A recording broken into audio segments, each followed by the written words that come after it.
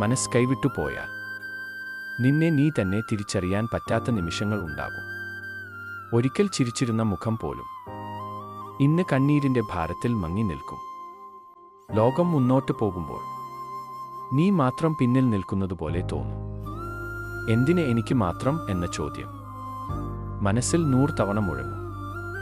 പക്ഷേ കേൾക്കൂ, ഇത് അവസാനമല്ല. ഇത് ഒരു ഇടവേള മാത്രം.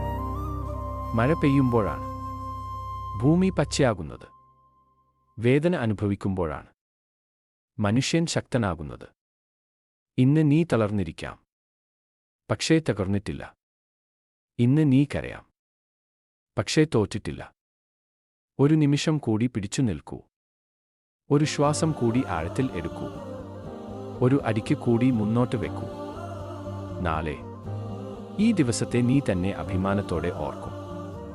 മനസ്സ് കൈവിട്ടു പോയാൽ അത് തിരികെ പിടിക്കാനുള്ള ശക്തി നിന്റെ ഉള്ളിൽ തന്നെയുണ്ട്.